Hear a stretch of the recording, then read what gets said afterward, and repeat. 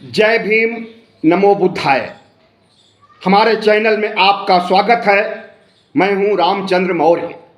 साथियों, 16 मार्च को चुनाव आयोग चुनाव आचार संहिता जारी कर दिया था। साथ ही यह हिदायत दिया था कि कोई भी नेता, कार्यकर्ता धर्म और जाति का इस्तेमाल चुनाव में नहीं कर सकता है। कोई भी नेता, कार्यकर्ता हेट स्पीच नहीं दे सकता है। कोई भी नेता झूठी खबरें, फेक खबरें नहीं फैला सकता है। और कोई मीडिया, चाहे वो इलेक्ट्रॉनिक मीडिया हो या प्रिंट मीडिया हो, झूठी खबरों, फेक खबरों को नहीं छापेगा, नहीं दिखाएगा। इसके तुरंत बाद 17 मार्च को राहुल गांधी की न्याय यात्रा खत्म होती है मुंबई में, और शिवाजी पार्क में इंडिया गठबंधन की रैली आहूत की जाती है। उस रैली में राहुल गांधी ने देश की जनता को सावधान किया बुरी शक्तियों से, बुरी शक्तियों के खिलाफ जंग छेड़ने की बात कही। बात उन्होंने कही नरेंद्र मोदी और उनकी अहंकारी सत्ता के लिए, लेकिन प्रधानमंत्री नरेंद्र मोदी ने 24 घंटे भी नहीं बीता कि इस खबर को तोड़ मरोड़ करके जनता के बीच पेश किया। तेलंगाना में जाकर के उन्होंने एक रैली की और उस रैली में महिलाओं को संबोधित करते हुए कहा कि राहुल गांधी नारी शक्ति को खत्म कर देना चाहते हैं। राहुल गांधी महिलाओं के विरोधी हैं। राहुल गांधी सनातन धर्म की शक्ति के विरोधी हैं।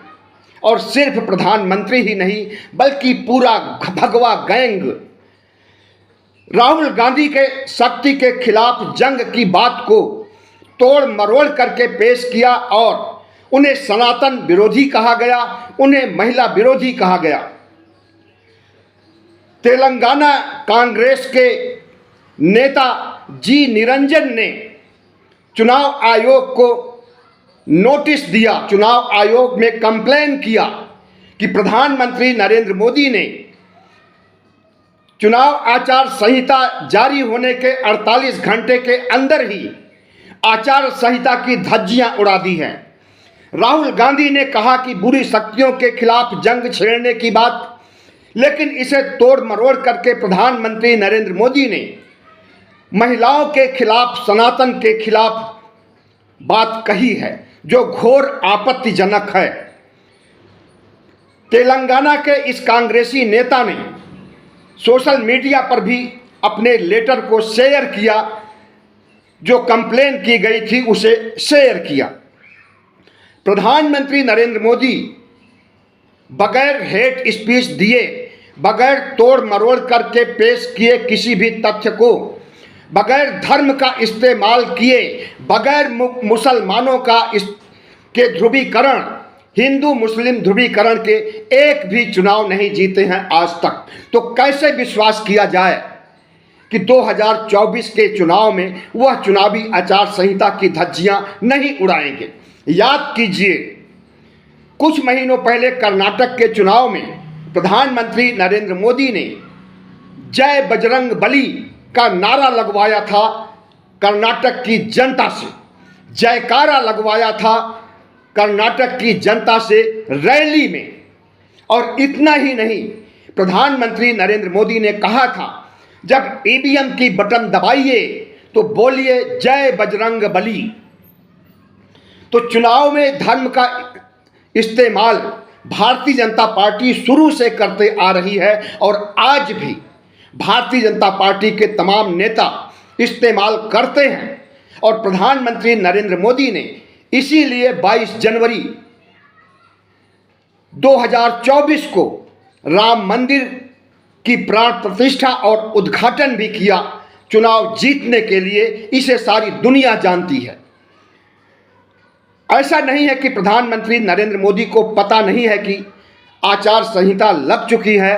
उन्हें परहेज करना चाहिए हेट स्पीच से, तथ्यों को तोड़ने मरोड़ने से और चुनाव आचार संहिता को भंग करने से परहेज करना चाहिए। उन्हें सब पता है, लेकिन इसके बावजूद प्रधानमंत्री नरेंद्र मोदी शुरू हो गए हैं चुनावी आचार संहिता की धज्जियां उड़ाना। और अभी तो शुरुआत है, अभी तो आज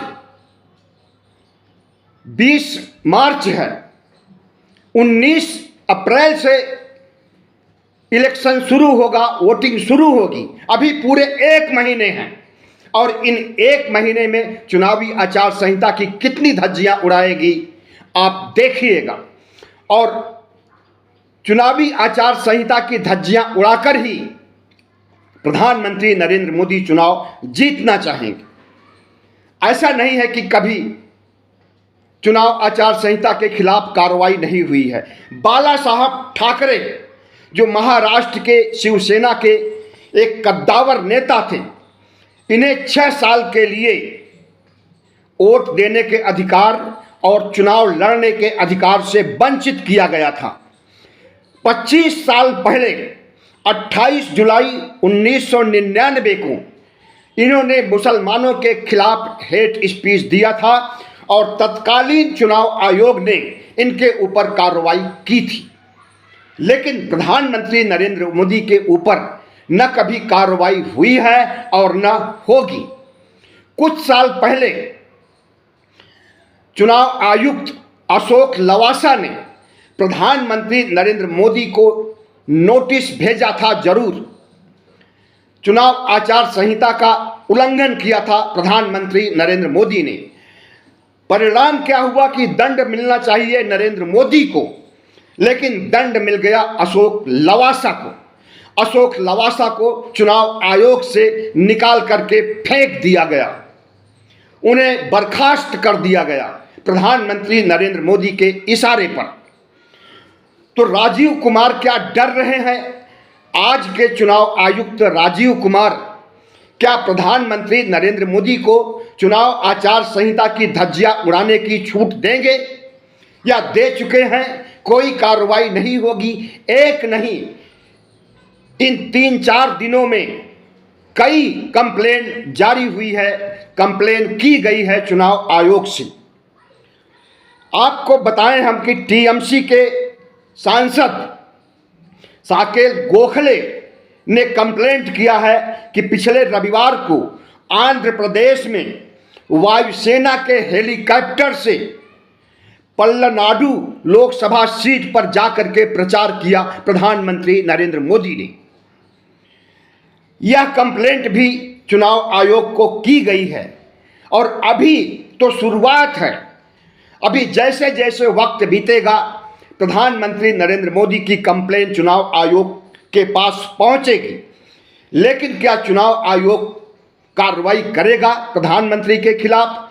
राहुल गांधी के खिलाफ, इंडिया के खिलाफ, इंडिया के तमाम नेताओं के खिलाफ जरूर कार्रवाई होगी अगर वह थोड़ी सी भी असावधानी बरतेंगे और चुनाव आचार संहिता का उल्लंघन करेंगे। लेकिन प्रधानमंत्री नरेंद्र मोदी सर्वशक्तिमान हैं, दुनिया के बहुत बड़े नेता हैं, दुनिया भर के विश्व गुरु हैं और एक बहुत बड़ी पार्टी, दुनिया भर की सबसे बड़ी पार्टी के सबसे बड़े कद्दावर नेता हैं। किसकी मजाल है कि इनके खिलाफ कोई कार्रवाई करे, कोई नोटिस भेजे और प्रधानमंत्री नरेंद्र मोदी को दंडित करे। प्रधानमंत्री नरेंद्र मोदी को मालूम होना चाहिए कि 1975 में जब इमरजेंसी लागू हुई थी, तो इमरजेंसी क्यों लागू हुई थी? इसी हेट स्पीच और इसी सरकारी मशीनरी का दुरुपयोग करने के कारण इंदिरा गांधी की 12 जून 1975 को इलाहाबाद हाई कोर्ट में हार हुई थी और सरकारी मशीनरी इस्तेमाल करने के लिए उन्हें दंडित किया गया था। 6 साल तक उन्हें वोट देने और चुनाव लड़ने पर रोक लगा दी थी इलाहाबाद हाई कोर्ट के जज ने। परिणाम स्वरूप इंदिरा गांधी ने सुप्रीम कोर्ट में मुकदमा पेश किया और सुप्रीम कोर्ट ने उन्हें राहत दी और जो 6 साल के लिए उन्हें वोट न देने और चुनाव लड़ने की सजा दी गई थी, उस पर रोक लगा दी थी। इसके बावजूद 25 जून 1975 को इंदिरा गांधी ने इमरजेंसी की घोषणा कर दी थी। आज भी इमरजेंसी है, लेकिन इमरजेंसी की घोषणा नहीं हुई है, अघोषित इमरजेंसी चल रही है इस देश में।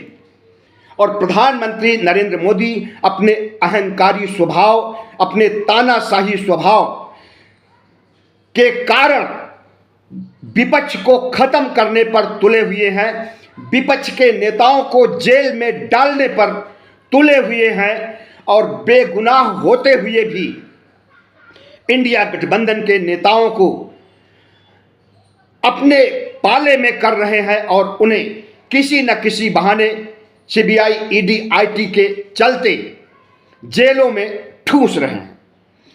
तो प्रधानमंत्री नरेंद्र मोदी बनारस से चुनाव लड़ने वाले हैं। 2 बार 2014 और 2019 में वहां से जीत चुके हैं। लेकिन प्रधानमंत्री नरेंद्र मोदी जब चुनाव आयोग की धज्जियां उड़ा रहे हैं, आचार संहिता की धज्जियां उड़ा रहे हैं, तो क्या इन्हें दंड नहीं मिलना चाहिए? क्या इन्हें नोटिस नहीं दी जानी चाहिए? और इन्हें 6 साल के लिए वोट देने और चुनाव लड़ने पर चुनाव आयुक्त रोक नहीं लगा सकते हैं? अगर नहीं लगाएंगे तो इसका मतलब कि चुनाव आयोग अन्याय कर रहा है, चुनाव आयोग निष्पक्ष नहीं है।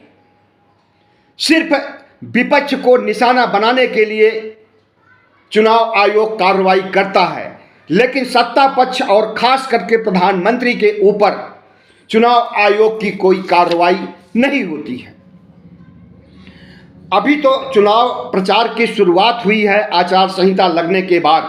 आप देखिएगा कि जिस तरह से 22 जनवरी